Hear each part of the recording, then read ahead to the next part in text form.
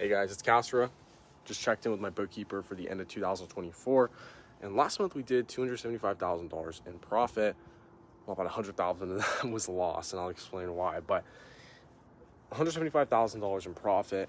I want to speak to you guys how this happened for me. Obviously, I split some of that with my business partner, Sorab. So I'm kind of sitting at around 100K profit myself every single month. And 2023 was the first year that I was able to do this. But I wanted to talk about how I would never have thought of this, right? When I was a college kid sitting in school, just dreaming about not having to work a job, not having to go do things for other people, but doing it for myself. Right now I get paid to travel to cool places. Like the last summer I was in actually Albania, Europe, Spain, different parts of France for over 3 months. And how I'm able to do that, because getting paid to travel is honestly like insane. It's insane because I'm so lucky to be able to do this. And I just wanted to try this out, on a no script, no editing style, just me walking in the side of my girlfriend's house here in Oregon. But yeah, I want to take this one raw, and I want you guys to also hear me kind of speak my mind, because I do it a lot on Discord, but I don't do it too much here on YouTube. So I want to talk about something that I did yesterday on Sunday, because I was just on a coaching call, and this was really interesting to me, right? I do this with every new group of students that kind of come through our mentorship program. And what's interesting is that we kind of structure them a dream life, I guess you could say, a dream persona, a dream scenario, right? And it's called designing your dream. So where we write down basically goals, dreams that we're going to have in 5 years from now. And when I looked back on my dream life, it was interesting. From 6 years ago, back in 2018, I got this from Jason Capital's event, if you guys know who that is. But my dream life back then was to make $15,000 a month with my e-commerce stores. And that's at the time, right? So at the time, I think I had maybe like $50,000 a month coming in. It wasn't anything crazy. It was super unprofitable because I was a drop shipper. But what's funny is that there was no way that my dream life back then would have been achieved with the 15K month goal. There's absolutely no way, because now where I'm sitting at now, I can see, okay, I'm not a big fish, but I'm definitely a fish. Back then, I was just like a fucking guppy. I was a pawn, So it's interesting that now, obviously, across our companies, we're doing over $200,000 a month in profit in some cases, and that's over a 10x of what that was. That 15K a month in profit is over 10x now from what I'm doing currently. So I wanted to talk to you guys about how until I defined that, until I was actually figured out what I truly wanted to achieve, how I actually started to achieve that, right? Because I started to achieve these things a lot easier once I actually defined it, right? So I like to think of it as like, how do you get success, right? We have to define success. For success, we have to understand that it's an accomplishment of a goal, forwarding, your aim, and targeting that purpose of what you need to do into a direction, right? That is what success is. It's achieving that goal, right? Now, if you have no clear direction of how you're going to achieve that goal, it doesn't matter, where you're going without actually knowing how to do it, of where to go. So a lot of you guys probably have heard about the book called Traction. I've went through Traction multiple times now for different businesses that I've started. But in Traction, they talk about different businesses' experiences, and specifically how to set up rocks and goals for your business. So what does this look like, right? You kind of work backwards. You start with a 10-year goal, which is your kind of grand vision. And then you have 3-year kind of metrics or 3-year benchmarks. And then you have 1-year goals. And then kind of breaking them down from there, you have quarterly earnings, right? Quarterly kind of like reports for your company. Then you have monthly targets. You have weekly plans. Then you have daily actions, right? So you want to reverse engineer your success. You have to figure out what your 10-year vision is, and you want to 3x the size of this, whether it's your 10-year, 3-year, whatever, you're going to 10x the size of this, right? As I explained, my goal was 15K a month. Back then, I was thinking about 15K a month. Now it's like over 150K a month, almost 200 grand in profit. So everything is about the long term. That's one thing that you guys have to kind of understand. It's like, how are you going to achieve this dream life? Well, you're going to be thinking about the long term, right? Jeff Bezos is notorious for in his first letter to shareholders, where he was talking about only the long term. He's a brand new company, but he's only talking about the long term. And he's so famous for this because to this day, he's continually telling his C-level executives to create, to inspire, to think long-term, right? He doesn't pay them to go work themselves as workhorses for 12, 14 hours a day, but to come up with these ideas that are going to allow them to think long-term, right? Scalability comes from sustainability. This is coming from, setting realistic goals, right?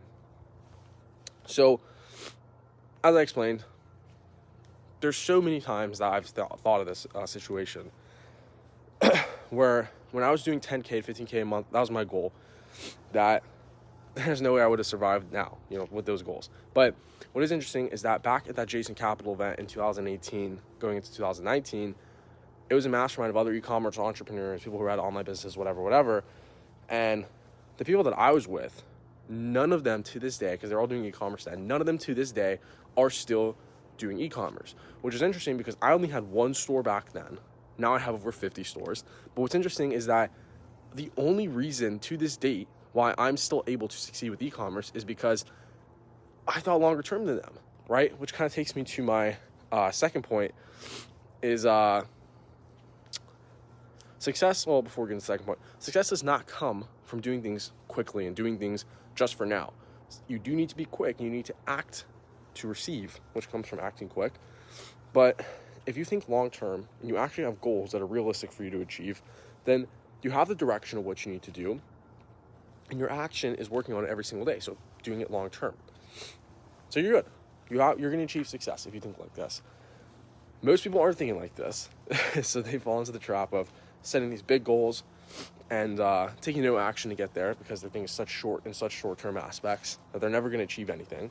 So don't be this type of person. Don't be this person that's like lying to yourself, essentially. Actually do the things you set yourself out to do. The promises you keep to yourself are the most important, so don't forget that. But I guess number 2, right? It's not about what not to do. Well, it's not about what to do, but it's about what not to do, right?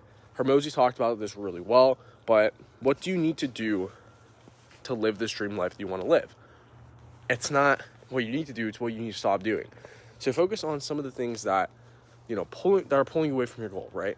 Because you have to understand that sacrifice is everything, but strategy is more about knowing what not to do instead of what to do. So realize this, that you don't need to add things to your schedule. You don't need to create a new routine. You don't need to go and invent a new telecommunications. Like, you don't need to do all this stuff. You don't need a new CRM. You don't need a new Slack. You don't need, just do what you're currently doing, but remove things from what you're currently doing that aren't putting you towards that goal, right? Not giving you that strategy. But realize this, right? Change is inherently a good thing.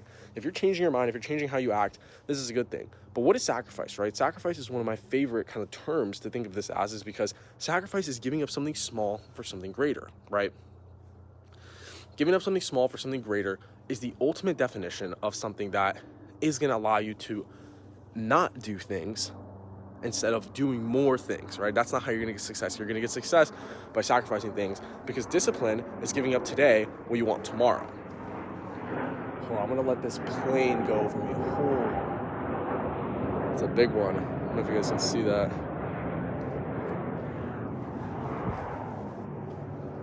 Just that plane right there. But anyways, discipline, guys, is giving up today what you want tomorrow, right? I always see this quote and think about this quote in business. It's like, the winner in business is not somebody who does more than somebody else one time or two times. It's somebody who shows up every single day and can stay standing the longest. So if you're standing the longest, if you're staying as long as, as more than other people are, and they're quitting and you're still around, like these guys I went to this mastermind with at Jason Capital's event, you're always going to win every single day. Like, it's not about tiring yourself. It's not about working 15, 16-hour, 20-hour days. There are going to be days you need to do that. But it's not about doing this. It's about being smart enough to go the long term, right? Think of it as you're running a marathon, right? You're not going to get to 26 miles by busting 7-minute, 8-minute, 6-minute, super anaerobic paces where you're sweating and you're super exhausted at the end of every mile. You're going to get there by planning with your aerobic base how much you need to run to consistently not be tired, but also get there at a steady enough pace. And how you do this is you start slow and you slowly but surely start getting faster, right? I may not be the smartest person or the most gifted or have the most money or do all the things that some of these other guys do. I have the insane morning routine. I'm super optimized, whatever it is. But I will do more than others, and I have what it takes to actually sacrifice to do more than others. And I understand this, right? Because the man who has the strongest enough why will figure out the how himself. He himself will go do the things that he knows he needs to do. And the reason I've been able to sacrifice so much, which I'm so blessed for and being able to do this, is because I know what I was put here to do. I know for a fact, every single day, even if I look back to my history as a kid, I always knew I was meant to do something greater, right? Because I believe it's a shame to do anything but your absolute best every single day, and knowing that you have the ability to do this, if I neglected that and I did not do my absolute best every single day, I would not be worth anything, and I would not be personally comfortable in my own skin. So that's just who I am, and I feel like it's... The growth is painful, guys. But wait until you taste the pain of regret. We all hear this term of, oh, you're going to be on your deathbed in 100 years, and you're going to look back, and what regret did you have? Or what things that you wish you did that you did not do, right? So I don't want to be on my deathbed wondering these things, wondering, man, did I regret not doing this? I didn't do this because of this. Is it worth it now? So it's like, I always want to be thinking that I did do everything that I could have done. And if I didn't, it's because it didn't fit my goals. It didn't fit my purpose, right? So fear can cripple you guys. Do not focus on being fearful. Obviously fear certain things, but don't let it cripple you, right? Don't let it cripple you from an action that you would have enacted on. So again, that's my biggest thing. It's like, think of the fear of regretting it, right? That if you regret it now, then it should be something you try to do. But anyways, those are my, two main points as to why I feel like I've been so successful. I feel like I just rambled on about that. But fear in and of itself will cause you to do things that you wouldn't have done before. And it could be a good thing or it could be a bad thing. But guys, focus on goals. Focus on thinking long term. And line this out for yourself, because you don't have too much time. But what you do have is you have the now, and you have the ability to take action on it.